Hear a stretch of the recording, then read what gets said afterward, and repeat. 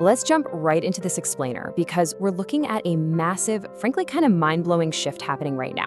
We're going to dive into exactly why giant corporations, the ones with practically endless budgets and huge workforces, are quietly losing out to businesses with fewer than 10 employees.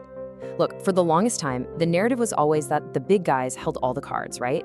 But as we analyze the business landscape in 2026, something absolutely fascinating is unfolding.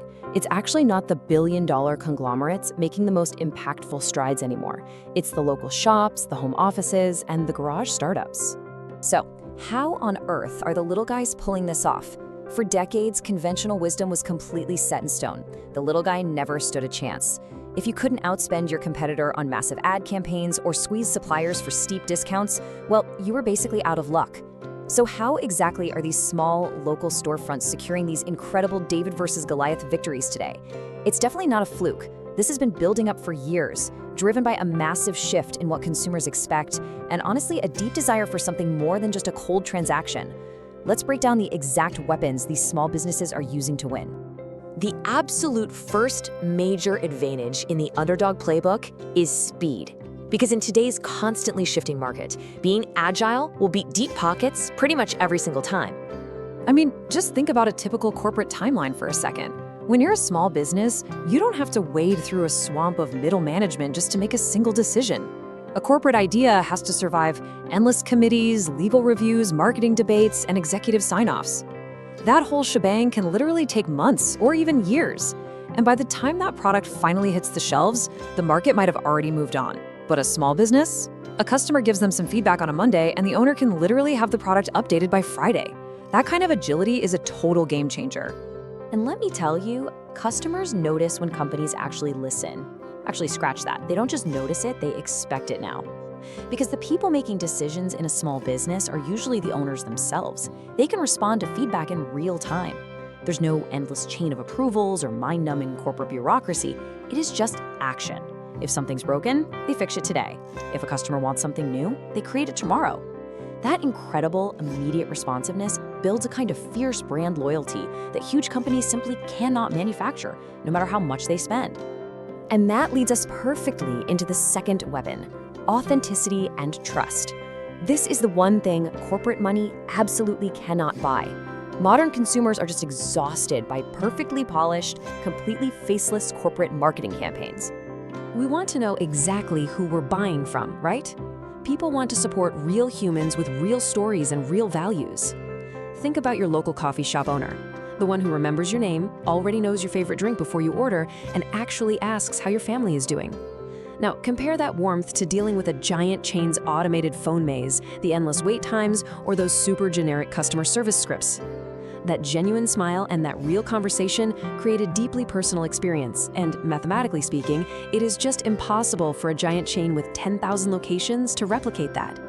Look, because technology lets anyone compare prices across the globe in seconds, competing purely on price today is just a race to the bottom. Successful small businesses figured this out, and they've pivoted entirely to competing on experience. A highly memorable, deeply personal customer experience heavily outweighs saving a couple of bucks.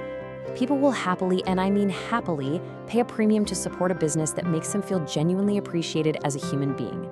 Okay, weapon number 3, deep specialization. Large corporations, just by the way they are designed, have to appeal to absolutely everyone to justify their massive overhead costs. Small businesses, they do the exact opposite. Picture a massive, big box sporting goods chain selling gear for like 50 different sports. The inventory is super general, and the staff is, well, pretty generic. Now compare that to a local, independently owned fly fishing store. They win outright because their staff actually uses the gear out on the water every weekend. Instead of offering hundreds of mediocre products to everyone, they serve one highly specific audience. They can answer super detailed questions and recommend products based on real-world experience, which instantly transforms them from just being salespeople into trusted authorities.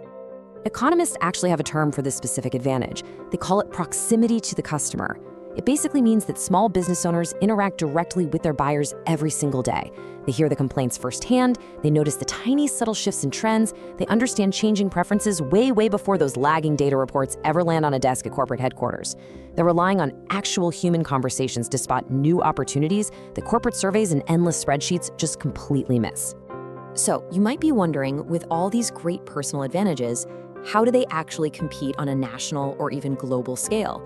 Well, that brings us to the great equalizer of 2026, accessible technology. Innovation doesn't depend on company size anymore, it depends purely on creativity.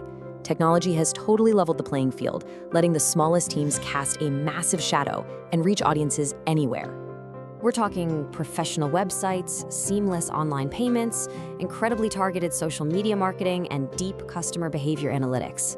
10, 15 years ago, you needed millions in venture capital just to launch these kinds of systems. Today, a software subscription for a few bucks a month gives any entrepreneur the exact same powerful tools that used to be strictly reserved for the Fortune 500.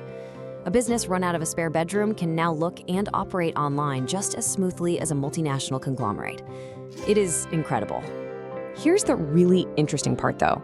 The most successful small businesses don't even try to compete directly with those giant corporations. Instead, they follow a highly disciplined formula for sustainable growth.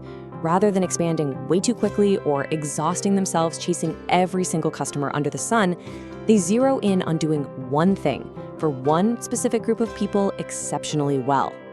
It follows a wonderfully simple but honestly flawless sequence. Check this out. Step 1, providing genuine value naturally creates Step 2, which is loyalty. That loyalty seamlessly leads to Step 3, organic word-of-mouth referrals. And those trusted recommendations from friends, they build Step 4, sustainable long-term growth.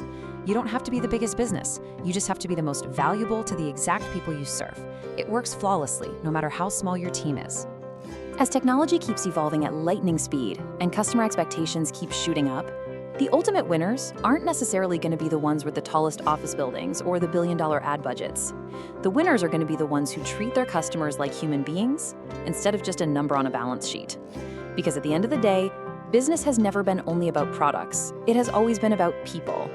When people feel heard, respected, and genuinely valued, they don't just become repeat customers, they become lifelong supporters, and they bring their friends with them. So as we wrap up this explainer, I want to leave you with one absolutely crucial question to ponder.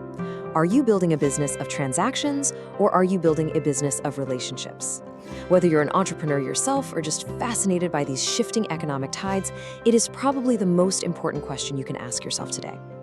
If you enjoyed this explainer and you want more of these practical strategies that are shaping the future of success, make sure to subscribe and we'll see you in the next one.